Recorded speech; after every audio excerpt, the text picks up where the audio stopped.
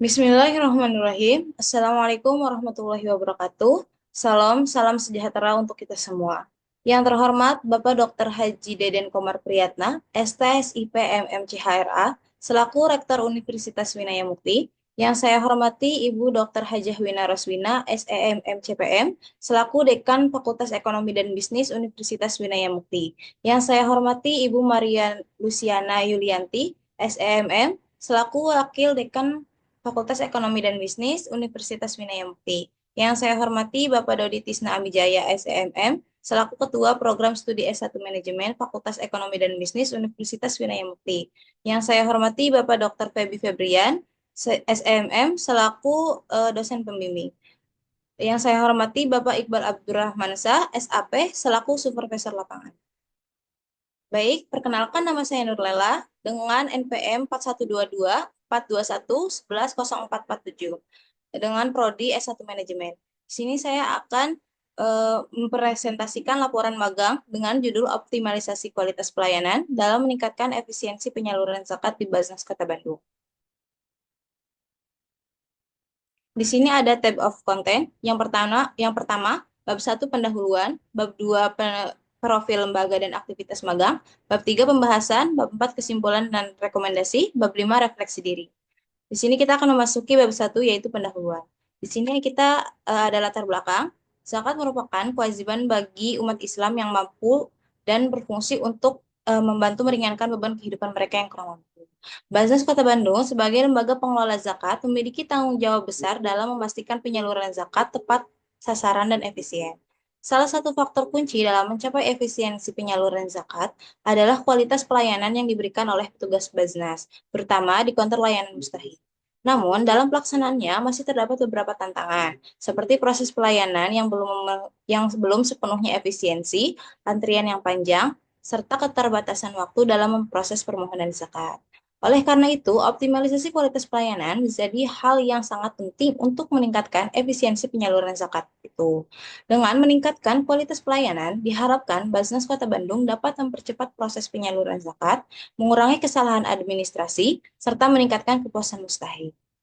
Penulis melakukan magang untuk menganalisis dan memberikan rekomendasi terkait upaya-upaya yang dapat dilakukan untuk mengoptimalkan kualitas pelayanan di counter layanan mustahik Basnas Kota Bandung demi tercapainya efisiensi dalam penyaluran zakat. Kemudian di sini ada bab 2, profil lembaga dan aktivitas magang. Yang pertama ada profil lembaga itu sendiri. Basnas Amil Zakat Nasional atau Basnas Kota Bandung didirikan oleh pemerintah daerah Kota Bandung yang di bawah Sekretaris Daerah Kota Bandung pada tahun 1981. Lembaga ini diketuai oleh Sekretaris Daerah Kota Madia Bandung dengan pengurusnya adalah dari pegawai pemerintah daerah Kota Madia Bandung itu sendiri. Lembaga ini pada awalnya bernama Badan Amil Zakat Infak dan Sodakoh atau BAZIS Kota Madia Bandung.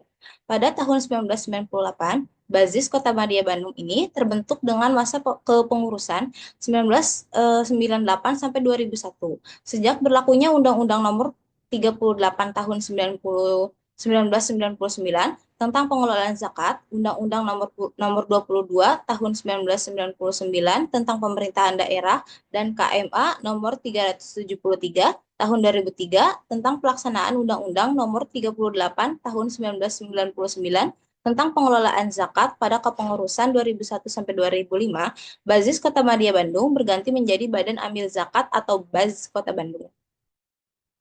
Kemudian, setelah berlakunya Undang-Undang Nomor 23 Tahun 2011 tentang pengelolaan zakat dan peraturan pemerintah Nomor 14 Tahun 2014 tentang pelaksanaan Undang-Undang Nomor 23 Tahun 2011 tentang pengelolaan zakat, BAZ Kota Bandung berubah menjadi Badan Amil Zakat Nasional atau Basnas Kota Bandung. Adapun Basnas Kota Bandung dibentuk oleh Menteri Agama atas usul wali kota serta mendapat pertimbangan Basnas Pusat. Basnas Kota Bandung bertanggung jawab kepada Basnas Pusat, Basnas Provinsi, dan pemerintahan Kota Bandung itu sendiri. Masa kepengurusan Basnas Kota Bandung baru dibentuk dan dikukuhkan atas dasar keputusan Wali Kota Bandung nomor 25.12 atau Kep 645 strip bag titik kes titik mas garis miring 2016 tentang pengamatan pimpinan Baznas Kota Bandung periode 2016 sampai 2021. Badan Amil Zakat Nasional merupakan badan resmi dan satu-satunya yang dibentuk oleh pemerintah yang memiliki tugas dan fungsi penghimpun dan penyaluran dan menyalurkan zakat, infak, dan sedekah pada tingkat nasional. Undang-Undang Nomor 23 Tahun 2011 tentang pengelolaan zakat semakin mengukuhkan peran Baznas sebagai lembaga yang berwenang dalam pengelolaan zakat secara nasional. Baznas Baznas dinyatakan sebagai lembaga pemerintah non-struktural dan bersifat mandiri dan bertanggung jawab kepada Presiden melalui Menteri Agama. Kemudian di sini ada visi dan misi dari Baznas. Visinya itu menjadi lembaga utama penyejahterakan umat di tingkat Kota Bandung. Kemudian ada misi, yang pertama ada membangun Baznas yang kuat, terpercaya, dan modern sebagai lembaga pemerintah non-struktural dan yang berwenang dalam pengelolaan zakat, memaksimalkan literasi zakat di Kota Bandung, dan meningkatkan pengumpulan JIS DSKL secara masif dan terukur. Kemudian yang ketiga ada memaksimalkan pendistribusian dan pendayagunaan ZIS DSKL dan untuk mengentaskan kemiskinan, meningkatkan kesejahteraan umat, dan mengurangi kesenjangan sosial. Kemudian yang keempat ada memperkuat kompetensi, profesionalisme, integritas, dan kesejahteraan amil zakat Kota Bandung secara berkelanjutan. Yang kelima ada modernisasi dan digitalisasi pengelolaan zakat Kota Bandung dengan sistem manajemen berbasis data yang kokoh dan terukur. Kemudian selanjutnya ada memperkuat sistem perencanaan, pengendalian, pelaporan, pertanggungjawaban, dan koordinasi pengelolaan zakat di Kota Bandung. Selanjutnya ada membangun kemitraan antar muzaki dan mustahik dengan semangat tolong-menolong dalam kebaikan dan ketakwaan. Selanjutnya meningkatkan sinergi dan kolaborasi seluruh pemangku kepentingan terkait untuk membangun zakat di Kota Bandung. Dan yang terakhir berperan aktif dan menjadi referensi bagi gerakan zakat di Jawa Barat. Di sini ada struktur organisasi. Teman-teman bisa dilihat ya. Kemudian di sini ada waktu pelaksanaan magang itu sendiri. Pelaksanaan magang dilakukan selama kurang lebih 4 bulan dimulai dari tanggal 8 Oktober 2024 sampai dengan 17 Januari 2025. Kegiatan magang dilakukan di Badan Amil Zakat Nasional Kota Bandung yang beralamat di Jalan Martanegara nomor 6, Kelurahan Turangga, Kecamatan Lengkong, Kota Bandung, Jawa Barat. Sistem pembagian jam kerja dari hari Senin sampai hari Jumat, dimulai dari jam 8 pagi sampai dengan jam 16.00. Pihak lembaga membuat aturan khusus dalam berpakaian, seperti pada hari Senin berpakaian batik, Selasa berpakaian berwarna abu-abu, hari Rabu berpakaian berwarna putih, Kamis dengan pakaian berwarna hitam, Jumat pakaian muslim atau muslim. Kemudian di sini ada aktivitas magang. Yang pertama, saya melakukan pelayanan dan informasi bantuan modal usaha, bantuan pendidikan, bantuan biaya hidup, dan bantuan kesehatan. Nah, pada aktivitas ini saya melakukan penjelasan informasi secara rinci tentang bantuan yang tersedia dan menjelaskan mengenai data atau dokumen apa saja yang diperlukan atau yang dilampirkan dalam pengajuan di Basnas Kota Bandung. Kemudian yang kedua ada memberikan bantuan dan pelayanan yang tepat sasaran kepada mustahik sesuai dengan kebutuhan yang mereka tetapkan. Dalam memberikan bantuan tepat sasaran kepada mustahik, saya melakukan identifikasi kebutuhan mustahik melalui wawancara dan pengumpulan data terkait kondisi sosial dan ekonomi mereka. Nah, setelah itu dilakukan penilaian kelayakan bantuan berdasarkan kriteria yang ada. Bantuan yang diberikan disesuaikan dengan kebutuhan mustahik seperti modal usaha, pendidikan, kesehatan, atau biaya hidup. Kemudian yang ketiga ada mengumpulkan dan menginput data mustahik secara akurat dan lengkap ke dalam sistem database. Dalam aktivitas ini saya bertugas melakukan penginputan pemeriksaan kelengkapan dokumen yang diajukan seperti KTP, KK, surat pengantar atau dokumen pendukung lainnya. Dokumen ini kemudian diinput secara akurat ke dalam sistem database dan memastikan setiap kolom diisi dengan benar agar informasi dapat disimpan dengan baik. Kemudian ada menulis pengajuan mustahik ke buku ekspedisi. Setelah pengumpulan dan menginput data mustahik, setiap pengajuan dicatat secara rinci sesuai bantuan yang diajukan dengan memastikan bahwa data yang dicatat dengan sesuai dengan dokumen pengajuan yang diterima. Kemudian memberikan berkas pengajuan dan buku ekspedisi ke penanggung jawab bidang. Setelah memastikan semua dokumen lengkap dan sesuai, berkas tersebut diserahkan kepada penanggung jawab bidang yang relevan untuk diproses dengan lanjut. Proses ini dilakukan dengan memastikan bahwa semua informasi tercatat dengan rapi dan akurat, serta diserahkan tepat waktu agar proses penyaluran bantuan dapat berjalan lancar sesuai prosedur yang ditetapkan. Kemudian ada membantu dalam proses penyaluran bantuan modal usaha. Nah, proses penyaluran bantuan modal usaha ini diawali dengan pembagian lembar laporan pasca penyaluran tujuannya untuk memastikan bantuan digunakan dengan efektif dan dapat memberikan dampak positif dalam meningkatkan kesejahteraan ekonomi mustahik. Kemudian dilakukan penyaluran dengan tahap. Kemudian di sini ada menerima pengajuan dan laporan program subsidi sembako. Jadi aktivitas ini saya meliputi pengecekan berkas pengajuan, program subsidi sembako, menginput berkas permohonan pencairan dana, dan pengecekan berkas laporan pengajuan program subsidi sembako ini yang sudah disalurkan. Kemudian yang terakhir ada mengikuti kegiatan monitoring lapangan terhadap pelaksanaan program subsidi sembako. Jadi saya ini mengikuti kegiatan monitoring lapangan untuk memastikan penyaluran dan pendistribusian program subsidi sembako ini berjalan efektif dan tepat sasaran. Kemudian di bab 3 ada pembahasan. Di sini ada kajian teori. Yang pertama ada pengertian optimalisasi itu sendiri. Optimalisasi adalah proses untuk meningkatkan atau memaksimalkan sesuatu agar mencapai hasil yang terbaik.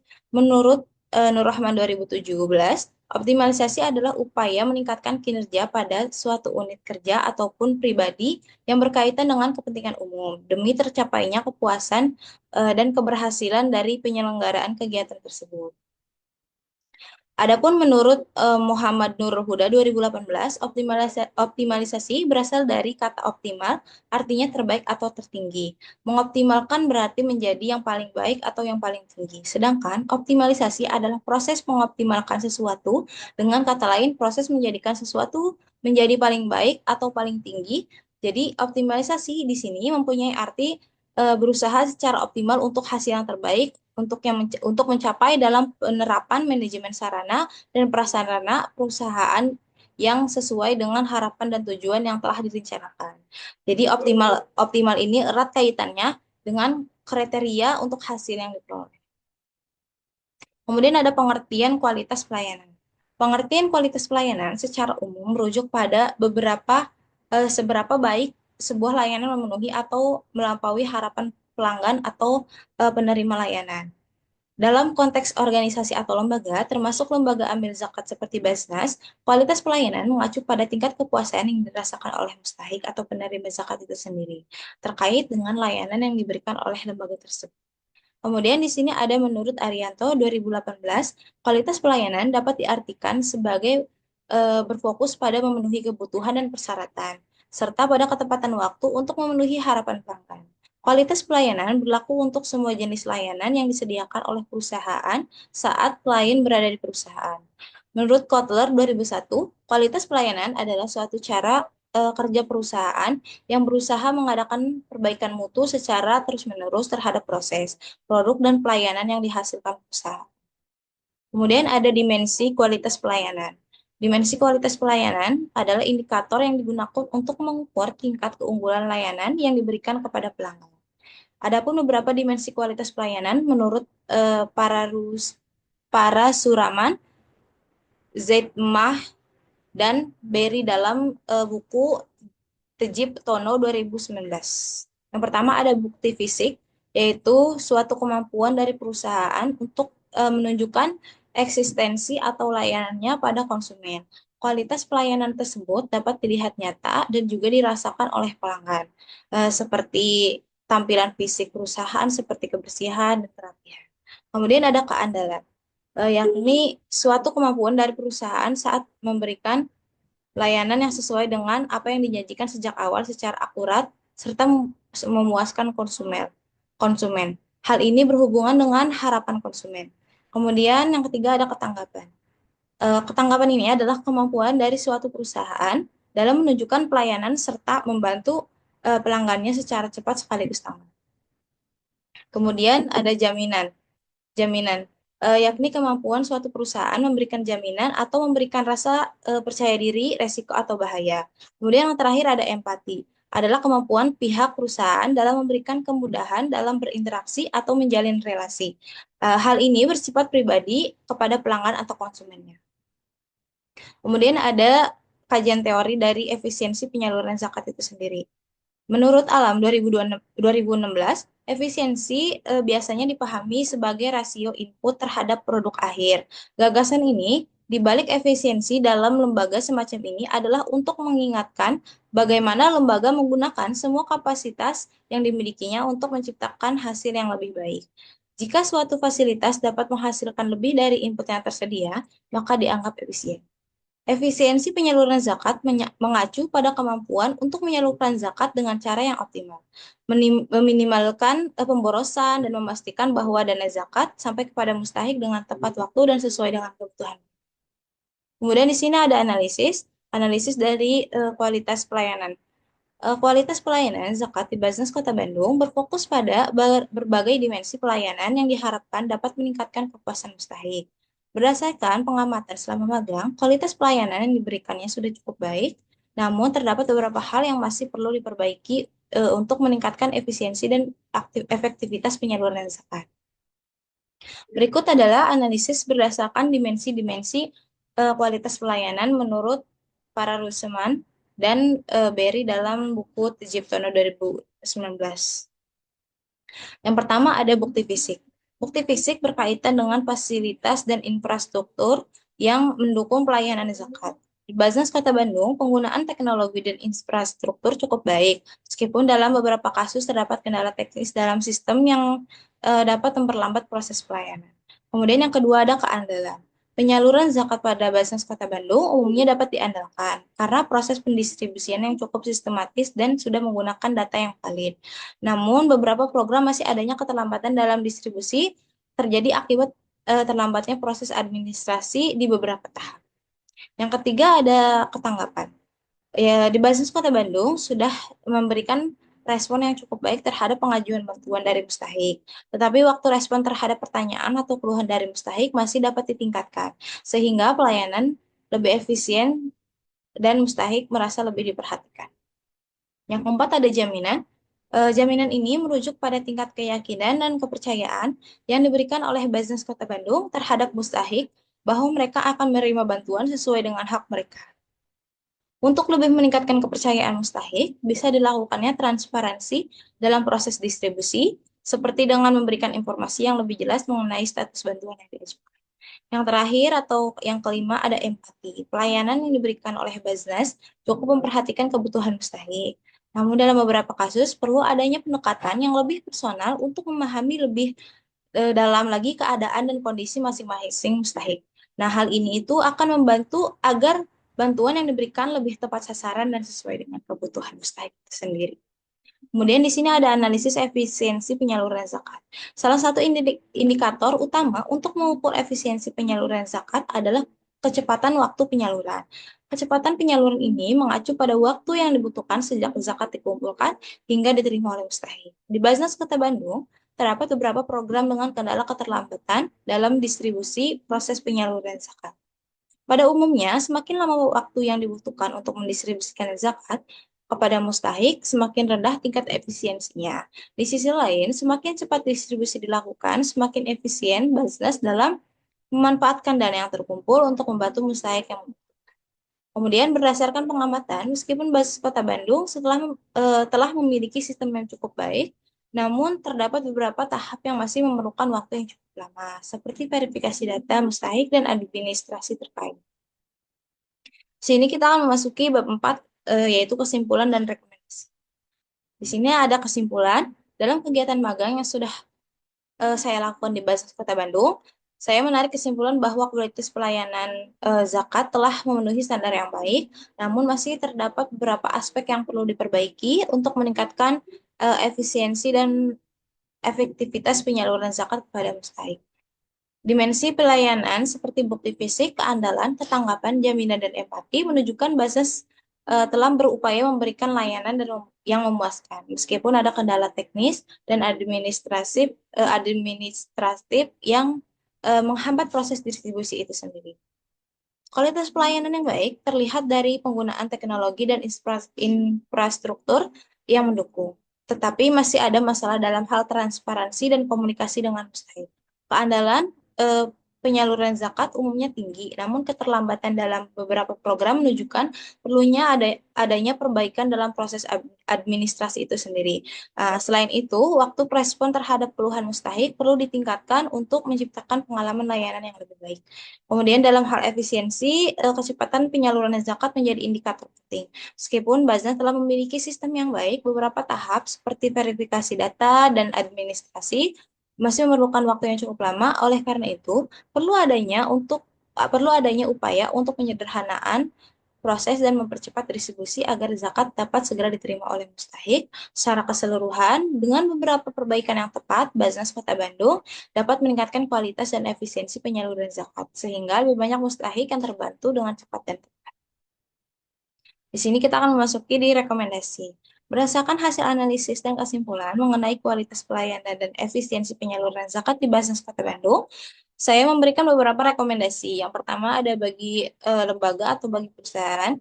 Yang pertama ada meningkatkan kualitas pelayanan berdasarkan dimensi rata. Yang pertama ada bukti fisik itu sendiri. Meningkatkan fasilitas dan infrastruktur yang mendukung pelayanan zakat dan memastikan bahwa semua fasilitas teknis berfungsi dengan baik dan memberikan pengalaman yang nyaman bagi mustahik dalam pengajuan. Yang kedua ada keandalan. Rekomendasinya memastikan bahwa semua program penyaluran zakat dilakukan sesuai dengan rencana dan mengurangi keterlambatan dalam distribusi. Baznas perlu melakukan audit berkala untuk memastikan bahwa data yang digunakan tetap valid dan akurat. Yang ketiga ada ketanggapan.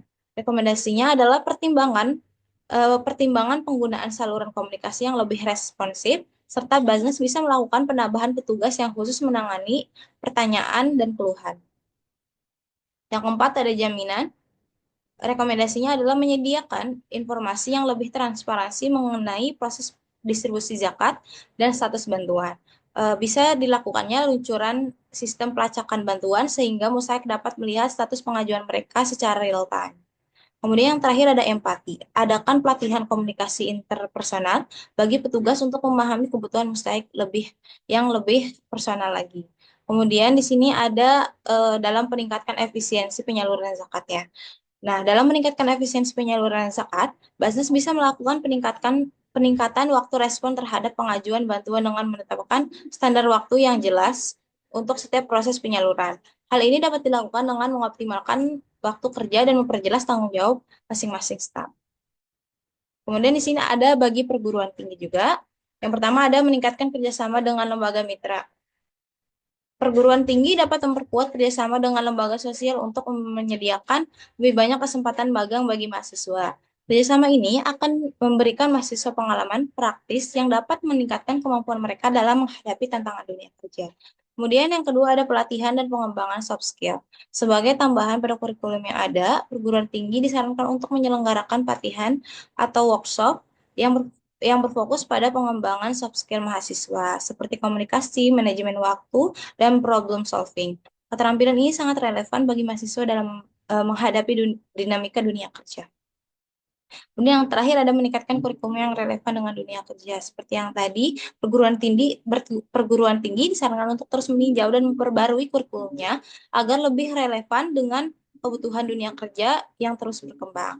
Pembelajaran yang berbasis pada kasus-kasus praktis yang terjadi di lapangan, seperti yang dialami selama magang, dapat memberikan wawasan yang lebih bagi mahasiswa dalam mempersiapkan diri untuk karir mereka ke depan.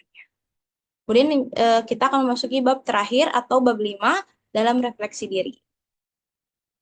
Selama menjalankan magang di Baznas Kota Bandung, tepatnya di bagian pendayagunaan dan pendistribusian, bagian konter layanan mustahik, saya memperoleh banyak pengalaman yang tidak didapat selama perkuliahan.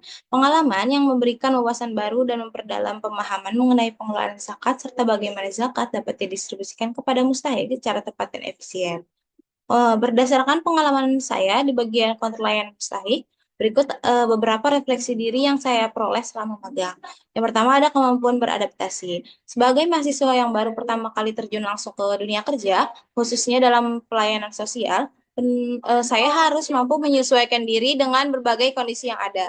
mulai dari beradaptasi dengan prosedur dan sistem kerja yang ada di Baznas, hingga berinteraksi dengan berbagai mustahik yang memiliki latar belakang berbeda. Hal ini mengajarkan saya untuk selalu terbuka terhadap perubahan yang siap untuk belajar hal-hal baru dalam waktu yang relatif singkat.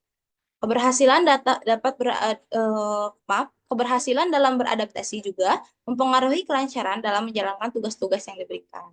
Kemudian di sini ada pengalaman dalam melayani mustahik. Salah satu pengalaman berharga saya juga adalah dapat berinteraksi langsung dengan mustahik yang membutuhkan bantuan. Proses ini mengajarkan saya tentang pentingnya komunikasi yang baik dan cara menanggapi pertanyaan atau keluhan mustahik dengan profesional. Saya belajar bagaimana memastikan bahwa informasi yang diberikan kepada mustahik jelas, tepat, dan mudah dipahami. Kemudian ada pengelolaan data dan sistem. Selama magang, saya juga terlibat dalam pengelolaan data mustahik dan penginputan informasi ke dalam sistem database. Hal ini memberikan pemahaman mengenai pentingnya data yang akurat dan lengkap dalam proses penyaluran zakat. Saya juga merasa selama magang ini keahlian dalam mengoperasikan Microsoft Office, Microsoft Excel, khususnya di spreadsheet, mengalami peningkatan karena selama magang saya terbiasa menggunakannya. Kemudian yang terakhir ada pembelajaran tentang manajemen pelayanan. Pengalaman magang ini sangat memperkaya pengetahuan saya tentang manajemen pelayanan, khususnya dalam konteks penyaluran zakat. Saya belajar bagaimana pentingnya pelayanan yang berkualitas, mulai dari proses pendataan, mustahik yang akurat, pengelolaan data yang sistematis, hingga memberikan bantuan sesuai dengan kebutuhan mustahik. Baik, sekian dari saya presentasi laporan magang ini. Kalau ada yang kurang, saya mohon maaf. Wabillahi taufiq wal hidayah. Wassalamualaikum warahmatullahi wabarakatuh.